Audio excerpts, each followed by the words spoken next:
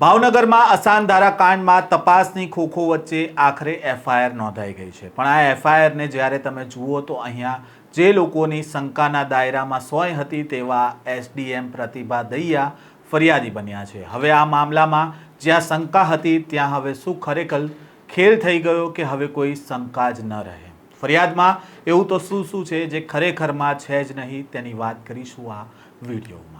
વૈષ્ણવજન તો તેને કહીએ જે પીડ પરાઈ જાનાને રે। નમસ્કાર, નવજીવન ન્યૂઝમાં આપનું સ્વાગત છે। હું છું જયંત દાફડા। ભાવનગરમાં થોડા સમય પહેલા એસડીએમ પ્રતિભા દહિયાના ડ્રાઈવરનો કથિત વિડીયો વાયરલ થયો હતો, જે સીસીટીવી વિડીયોમાં તે એક વ્યક્તિ પાસેથી અસાનધારાની મિલકતને લઈને લાખો રૂપિયા લેતો હોવાનું જોવા મળ્યું હતું, જેનો વિવાદ થતાં સતત અમારા રિપોર્ટર યશપાલસિંહે તેનું રિપોર્ટિંગ કર્યું હતું અને ત્યારે હવે આ બનાવના 20 દિવસ પછી આ ઘટનાને લઈને ફરિયાદ નોંધવામાં આવી છે। લોકો સમજતા હશે કે આ વિડીયોમાં મોમીન જે એસડીએમ વતી પૈસા લેવા ગયો છે તે મોમીન અને પ્રતિભા દહિયા બંને શંકાના દાયરામાં છે, પણ ફરિયાદીમાં મોમીન આરોપી બન્યો છે અને પ્રતિભા દહિયા ફરિયાદી બન્યા છે। શું ખરેખર ફરિયાદી પ્રતિભા દહિયા પોતાના નાક નીચે થતા પોતાના જ નામથી થતા તોડથી આટલા બધા અજાણ હશે, તેને લઈને અત્યારે સવાલ ઉઠી રહ્યા છે। સાથે જ પોલીસને પણ આ મામલાની અજાણતા હશે તેને લઈને પણ સવાલ છે। મોમીનને કામ કરાવી આપવાની લાલચ આપીને આખો ખેલ પાડ્યો હોવાનું સીસીટીવીમાં સ્પષ્ટ દેખાઈ રહ્યું છે। જો કે આ કેસમાં જ્યારે આ સીસીટીવી સામે આવ્યા તેના થોડા જ સમયમાં પ્રતિભા દહિયાએ પોતાની કેડર ચેન્જ કરવાની અરજ કરી અને તેના પર સિક્કો પણ વાગી ગયો અને હવે તેઓ ગુજરાતથી રાજસ્થાન પોતાના પતિ, જે પોતે પણ ક્લાસ 1 અધિકારી છે, તેમના સાથે રાજસ્થાનમાં નોકરી કરવા જતા રહ્યા છે। તેવામાં આ તોડકાંડ મામલે તેમણે કહ્યું હતું કે જે કચેરીના દસ્તાવેજના અનઅધિકૃત રીતે ફોટા પાડીને બારોબાર વાતચીત કરી હોવાનું જણાય છે, તો પછી સવાલ એ થાય કે મોમીન પઠાણ એક આઉટસોર્સનો કર્મચારી હતો, કોઈ સરકારી કર્મચારી નહોતો, તે ડ્રાઈવર હતો, તો કચેરીમાં કોઈની જાણ વગર મોમીન કોઈ ચોક્કસ દસ્તાવેજને કેવી રીતે શોધી શકે, કેવી રીતે પ્રિન્ટ કાઢી શકે અને કેવી રીતે ફોટો પાડી શકે, ત્યાં સુધી ઓફિસમાં કોઈને ગંધ જ ના આવી હોય, તેને લઈને પણ સવાલ ઉઠી રહ્યો છે। હાલ એ પણ સવાલ છે કે ઓફિસમાંથી કોઈ બીજું પણ આ સમગ્ર તોડકાંડમાં સંડોવાયેલું છે કે કેમ, તેને લઈને પણ હવે તપાસ થાય તો આખી હકીકત સામે આવી શકે છે। અગાઉ પણ જ્યારે અમારા પત્રકારે આ અંગે કલેક્ટર મનીષ બંસલને પૂછ્યું હતું ત્યારે તેઓ કહેતા હતા કે આ તો માત્ર ડ્રાફ્ટ હતો। તો સવાલ એ થાય કે શું આ જે ડ્રાફ્ટ હતો તો તેને મંજૂરી આપવાની જ નથી, તો પછી ડ્રાફ્ટ કેવી રીતે બનાવ્યો? જુઓ જે તે સમયે તેમણે શું કહ્યું હતું। નહીં, અત્યારે એમાં જોવું પડશે ને કે કોણ ઇન્વોલ્વ છે અને કોણ નથી, કારણ કે એટલું મોટું તંત્ર છે, તો એમાં અમે લોકો પણ દરેક માણસ ઉપર તો નજર નથી રાખી શકતા કે કોણ ક્યાં જાય છે અને કોનાથી મળે છે, પણ એને જે પણ વિડીયો ઓડિયો વાયરલ થયા છે તો એને તપાસણી કરીને આપણે ચોક્કસ ખબર પડી જશે કે એમાં કોઈ બીજાનું કોઈ ઇન્વોલ્વમેન્ટ છે કે નહીં। સર, આ મોમીન પાસે એવો પાવર કેવો હતો કે ઓર્ડર કરી શકે અથવા તો કરાવી શકતો હતો? ઓર્ડર કરી શકે કે કરાવી શકતો હોય, પણ ઓફિસમાં આ ફોટો પાડી લીધું હશે ફાઇલ, કારણ કે ફાઇલની મુવમેન્ટ સેંકડો ફાઇલ દરેક દિવસમાં એસડીએમ ઓફિસમાં, કલેક્ટર ઓફિસમાં કે બીજા કોઈ પણ ઓફિસમાં મીન્સ કે થાય છે મુવમેન્ટ એની, તો કોણ કર્મચારી શું કરી રહ્યો છે 100% તો નજર અમે લોકો નથી રાખી શકતા કે અત્યારે ક્યાં છે, પણ ફોટો પાડી લીધા હશે પણ એના ઉપર 100% કાર્યવાહી થશે। એમાં કોઈ સર, પ્રતિભા દહિયા એવું કહી રહ્યા છે કે જે ઓર્ડર વાયરલ થયો છે તે માત્ર ડ્રાફ્ટ હતો, અમે તો 20 એકે કેન્સલ કરી છે। જો 20 એકે મંજૂરી કેન્સલ કરવાની હોય તો પ્રતિભા દહિયાએ ડ્રાફ્ટ શું કામ બનાવ્યો? તેમાં તેની સહી છે। પ્રતિભા દહિયા તેવું કહી રહ્યા છે કે બ્લુ પેનથી મારી સિગ્નેચર કરી છે, તો શું આઈએએસ માટે નિયમ અલગ છે કે બ્લુ પેનથી સહી ન કરી શકે?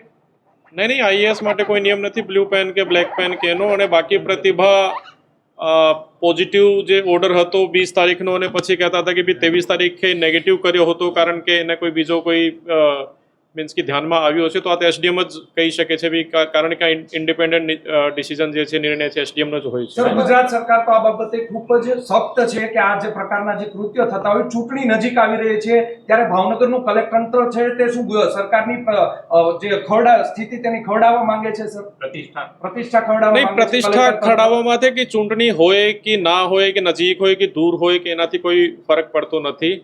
અને ટૂંકમાં કહીએ તો આ જે વિડીયો, આ જે ઓડિયો, આ જે છે ડ્રાઈવરનું છે, અને આ આઉટસોર્સિંગનો ડ્રાઈવર છે અને જે પણ નીતિ નિયમ પ્રમાણે જે એના ઉપર એક્શન કરવાનું છે તો આ અમે લોકો કરી રહ્યા છે, એમાં કોઈ બાંધછોડ કરવામાં સર, આવશે આપણી પાસે આઉટસોર્સનો જે ડ્રાઈવર છે એ પોતે એવું કહી રહ્યો છે કે એસડીએમ ને 15 લાખ રૂપિયા આપશો પછી સોદો પતશે સાહેબ. એમાં તો હું શું કહી શકું છું બી કોઈ માણસ કોઈ જગ્યા જઈને કોનું નામ લઈને અને શું કહે છે આપણે એને જબાન તો કંટ્રોલ કરી શકતા નથી, પણ ખરેખર એસડીએમનું કે એસડીએમના ઓફિસના કોઈ સ્ટાફનું રોલ એમાં છે કે નહીં આ તો તપાસનો જ સાહેબ, વિષય આપ છે. 100 કિલોમીટર દૂર જઈને પણ તમારો કોઈ પણ વિષય બનતો હોય તો તમારે રીલ્સ આવતી હોય છે, તમને ખબર પડતી હોય છે, તો ડિસ્ટર્બ એરિયા એક્ટ 2023 થી લાગુ થયો છે, અનેક ટ્રાન્સફર થઈ ગઈ છે, તો અત્યાર સુધી કેમ તમને બી ન ખબર પડી છે જિલ્લા કલેક્ટર તરીકે? પણ જિલ્લા કલેક્ટર તરીકે તો તમારી વાત સાચી છે, પરંતુ એમાં શું છે કે બી કલેક્ટરનું એમાં કોઈ ફાઇલ કલેક્ટર પાસે આવતી નથી, કારણ કે ઇન્ડિપેન્ડન્ટ એસડીએમનું જ નિર્ણય હોય છે. એમાં નેગેટિવ કરવાનું છે કે પોઝિટિવ કરવાનું છે એના જે ધારાધોરણ મુજબ એસડીએમ જ નિર્ણય લેતા હોય છે.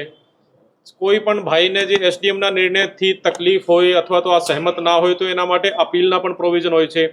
અપીલ માટે પણ કલેક્ટર પાસે નથી આવતી, આ એસડીએમથી ડાયરેક્ટ એસએસઆરડીમાં સ્પેશિયલ જે સેક્રેટરી રેવન્યુ ડિસ્પ્યુટ છે એમાં જાય છે.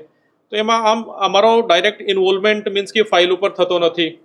બીજી કે કોઈ પણ જાતની કમ્પ્લેન કે કોઈ માણસ માને આવીને કહે કે ભાઈ મારું થયો નથી કે મારા ત્યાં માંગણી થઈ છે કે આ પ્રકારનું કેસ છેલ્લા લગભગ 12 મહિનાથી હું અહીંયા ભાવનગરમાં છું તો મારી પાસે કોઈ આ પ્રકારનો માણસ કોઈ કમ્પ્લેન કરવા માટે આવ્યો નથી, તો પછી તો મીન્સ કે આ ઇન્ડિપેન્ડન્ટ એસડીએમનો નિર્ણય છે ને એસડીએમ ઓફિસ એમાં કરે છે. સાહેબ, એસડીએમ ઉપર જે ગંભીર આરોપ લાગ્યા છે તેને લઈને હવે શું તપાસ થશે કે નહીં? તપાસ 100% થશે ભાઈ, એમાં એસડીએમ ઉપર આરોપ લાગ્યા છે, પરંતુ સૌથી પહેલા તો આ છે ને કે ભાઈ એના ઉપર જે ડ્રાઈવર છે એના ખિલાફ જે એસડીએમ કમ્પ્લેન્ટ કરશે અને પછી જે તપાસ થશે એમાં જેનો પણ નામ આવશે તો એના ઉપર કાર્યવાહી થશે. આપનું કેવું છે ડ્રાઈવરે જ બધું કર્યું છે, એસડીએમ એ કશું હું આ નથી કહી શકતો કે ભાઈ ડ્રાઈવર જ બધું કર્યું છે કે એસડીએમ કર્યો છે કે નથી કર્યું છે કે કલેક્ટર ઓફિસમાંથી કોઈ સંડોવાયેલો છે કે નથી સંડોવાયેલો, તો તપાસથી જ ખબર પડશે. હું ના કે હા નથી કહી શકતો. સીબીઆઈ તપાસ થવી જોઈએ. અરે ભાઈ ક્યાં વાત કર રહ્યો, હું થોડી કહી શકું એમાં કે ભાઈ સીબીઆઈ તપાસ થવી જોઈએ કે નહીં થવી જોઈએ. ડિસ્ટર્બ એરિયા એક ખૂબ ગંભીર વિષય છે. અશાંત ધારાની અંદર જ્યારે મિલકતના આ પ્રમાણે સોદા થતા હોય અને તેના બોલતા પુરાવા વાયરલ થયા છે, આ ખૂબ જ ગંભીર બાબત છે. ના, ગંભીર છે એટલા માટે અમે લોકો પણ ગંભીરતાથી જ લઈ રહ્યા છીએ અને ના નથી પાડતા અને એવું નથી કહેતા કે એટલા માટે હું તમારી સાથે વાત કરી રહ્યો છું. અમે લોકો પણ ગંભીરતાથી, સરકારે પણ ગંભીરતાથી જ લીધું છે, અમારી સાથે પણ વાત થઈ છે અને સરકારના જે છે કે ભાઈ જે ડ્રાઈવર છે એનું નામ છે એના ઉપર તમે કમ્પ્લેન્ટ લોજ કરો તો એના હિસાબે અમે લોકો સર, આપની પાસે કેટલા ડ્રાઈવર છે કલેક્ટર પાસે? એટલે આપની પાસે ઓથેન્ટિક ડ્રાઈવર કેટલા છે આપની કારના? અમારી પાસે 2 હોય છે. અચ્છા, તો સર જે પ્રતિભા દહિયા છે તેની પાસે 3 ડ્રાઈવર છે, તો એવી શું જરૂર પડે છે? કલેક્ટર પાસે 2 ડ્राइवर છે, તે 3 ડ્राइवर રાખે છે. वो तो प्रतिभा ही बता सकती है, अभी इसमें तो मतलब आइडियली तो नहीं होना चाहिए अगर 3 है तो, लेकिन उसके पास या तो दूसरा कोई चार्ज होगा, लेकिन वो बता सकती है. અભી ડિસ્ટર્બ એરિયા એક્ટના જે કાનૂન છે તે મુજબ જે ફાઇલો અત્યારે આવી છે એને હોલ્ડ ઉપર રાખવામાં આવશે કે પછી શરૂ જ રહેશે? એસડીએમ જે કાર્યવાહી થતી હોય છે, આપણે હુકમ કરતા હોય છે, ફાઇનલ નિર્ણય એમાં એસડીએમનો જ હોય છે ને આ જ નિર્ણય કરશે કે બી શું કરવાનું છે કે શું નથી કરવાનું. આ અંગે પ્રતિભા દહિયાએ પણ જે તે સમયે વાત કરી હતી, ત્યારે તેમની વાત પણ સાંભળો, કેમ કે હવે તો પ્રતિભા દહિયા રાજસ્થાન રવાના થઈ ગયા છે. ત્યાં સુધી આપણે નહીં પહોંચી શકીએ, પરંતુ જ્યારે આ તોડકાંડ સામે આવ્યો હતો ત્યારે તેમણે શું કહેતા હતા. उसके बाद हमने फिर से नोटिस इशू किया, फिर से सेम कार्यवाही हुई. उसमें मामलेदार का ओपिनियन है, उसमें एसपी का ओपिनियन है. जो मामलेदार का ओपिनियन उसमें फिर से पॉजिटिव है और एसपी का ओपिनियन उसमें फिर से नेगेटिव है. और ये जो ऑर्डर सर्कुलेट हो रहा है ये एक ड्राफ्ट ऑर्डर था कि हमने फाइल में जो रखा हुआ था, जितना हमें प्राथमिक तपास से लग रहा है कि जो मैंने उसमें वीडियो में देखा कि कल जो शेयर हो रहा था कि वो उसने फ़ोटो खींच के, अभी मैं उसमें श्योरिटी नहीं बोल सकती कि उसके पास ऑर्डर की कॉपी थी या नहीं थी, पर उसने फ़ोटो खींच के वो ऑर्डर आगे शेयर किया हुआ है. जो ड्राफ्ट ऑर्डर था ये उसने 21 का उसके साथ शेयर किया हुआ है. हमने 23/1 को फाइनली वो ऑर्डर नेगेटिव किया, पर वो जो इससे पैसे की मांगनी कर रहा है कि वो ये जो पहले वाला पॉजिटिव ऑर्डर दिखा के कर रहा है, उसी के बेसिस पे वो उससे निकलवाने की कोशिश कर रहा है जो पैसे. તમે જોયું, સાંભળ્યું અને આખો મામલો સમજ્યો હશે તો આ છે આખું તપાસનું ચક્કર. પહેલાં તમને આ એ ખેલને સમજવામાં મદદ થાય તેવી વાત હવે કરી લઉં કે હાલમાં સરકારી બાબુએ લાંચ માંગવામાં બંને હાથ ખોલી દીધા છે તે વાત તો અત્યારે જગજાહેર છે, પણ તેમની ખરી મોડેસ ઓપરેન્ટી પણ હવે એવી રીતે સામે આવી છે જે કેટલાક વર્ષોના કેસમાં અમે જોઈ રહ્યા છે. આ મોડેસ ઓપરેન્ટીની વાત કરવામાં આવે તો કટકી કરવા માટે જે આઉટસોર્સનો કર્મચારી હોય છે તેને જ રાખવામાં આવતો હોય છે, જેથી જ્યારે પણ આવી કોઈ રીતે મટકી ફૂટી જાય ત્યારે ઠીકરું તેના માથા પર ફૂટે અને જે સરકારી કર્મચારી હોય છે તે આ સમગ્ર તોડકાંડમાંથી છટકી જાય. મતલબ છે કે છટકબારી નહીં પરંતુ દરવાજો મળી જાય એ રીતે આખું પ્લાન પહેલેથી જ તૈયાર કરી લેવામાં આવે છે. સ્વાભાવિક રીતે સરકારી કર્મચારી લાંચના કેસમાં પકડાય ત્યારે કરપ્શનના ચાર્જીસ પણ લાગતા હોય છે અને તેમાં સમસ્યા એવી છે કે સરકારી નોકરી પણ જોખમમાં આવે છે અને પગાર પણ જોખમમાં આવે છે. તો કોઈ પ્રાઇવેટ વ્યક્તિ પાસેથી આ કામ કરાવી લેવાની છેતરપિંડી જેવા ગુના નોંધાઈ જાય છે અને તેમાંથી સરકારી નોકરીને જોખમ પણ નથી લાગતું, જેથી કરીને આ પ્રકારે જે જગ્યાએ તોડપાણી થતા હોય છે ત્યાં આ પ્રકારની વ્યવસ્થા રાખવામાં આવતી હોય છે.